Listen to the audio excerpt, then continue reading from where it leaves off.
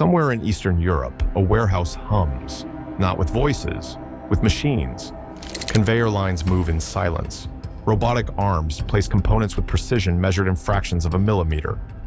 At the end of each line, a finished drone slides into a foam case, ready to ship within hours. This is not a defense contractor campus. This is not a sprawling government facility. It is a factory, not much larger than a big box retail store, and it is producing systems faster than most countries can count them.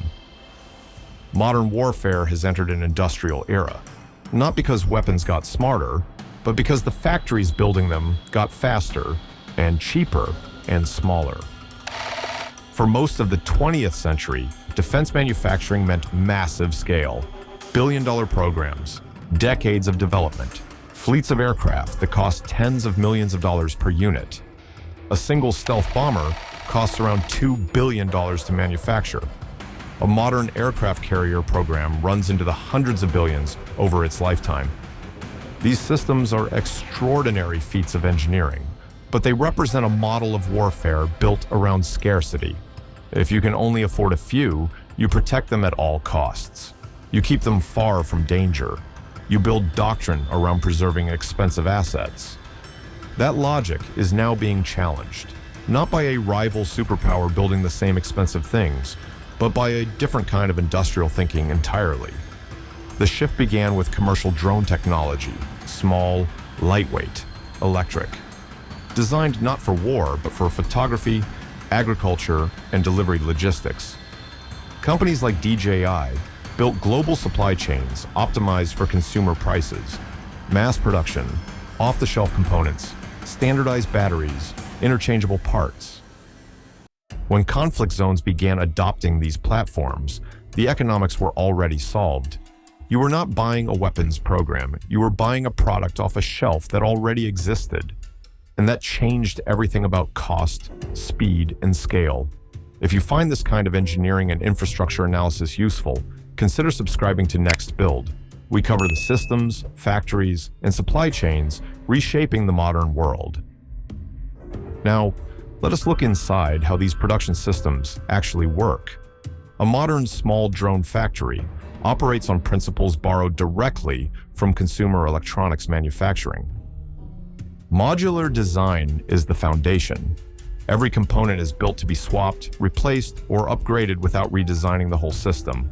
The frame, the motors, the flight controller, the battery, the payload bay, each is a separate assembly built on its own line, then integrated at the end. This mirrors exactly how a smartphone is assembled. You do not build a phone from scratch as one object. You build the screen, the logic board, the battery, the camera module, and then you bring them together. The production advantage of this approach is enormous. If motors improve, you update the motor line. The rest of the factory keeps running. If a new sensor becomes available, you slot it into the payload module. No redesign required. This is called platform architecture, and it is one of the most important manufacturing concepts in modern production systems. The materials used are also optimized for speed and cost. Carbon fiber composite frames can be cut and formed in minutes using CNC machines. Brushless motors are assembled in batches of hundreds per shift. Flight controllers run on chips ordered in quantities of tens of thousands. None of this is classified. None of it requires specialized defense industry access. The supply chain is almost entirely commercial, and that is precisely the point. In a traditional defense manufacturing environment, every component must be certified, audited, and approved. That process can take years. It adds enormous cost. It creates bottlenecks that slow production. In a commercial manufacturing environment, you buy from the best supplier at the best price. If one supplier fails, you switch to another within days. The result is a production tempo that looks nothing like traditional defense manufacturing. A military aircraft might take years from contract to delivery. A modern drone production line can be built in months, and once running, it can produce thousands of units per year. The cost gap is staggering. A precision-guided artillery shell costs tens of thousands of dollars. A cruise missile can cost over $1 million. A fighter jet sortie costs tens of thousands per hour. A small drone can cost a few $100s. More capable systems can cost under $50,000. That is not a small difference. That is a completely different economic model. When something costs millions, you protect it. When something costs a few $100s, you can replace it. This is called attritable systems thinking, the willingness to lose units as part of the model. It is not just strategy, it is manufacturing logic. If production is fast enough, loss becomes manageable. Now, there is a second consequence that matters even more. When systems are expensive, targets are predictable. Aircraft carriers, air bases, military installations. But when systems are cheap and abundant, the targeting model changes. You do not target one major asset. You target infrastructure, power stations, fuel depots, rail networks, water systems, infrastructure that was never designed to be defended like a military base. This is the real shift, and it is an engineering problem because infrastructure is everywhere, and it is difficult to harden. Traditional defense systems were built to stop large, fast threats, missiles, aircraft, high-signature systems. A small drone is different. It is slow, low altitude, minimal signature, sometimes smaller than a bird on radar. And the cost imbalance is severe.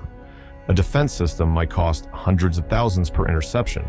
The incoming system might cost a few $100s. This is known as the cost exchange problem, and it is fundamentally an engineering and manufacturing problem. If one side can produce faster and cheaper than the other can defend, the system becomes unstable.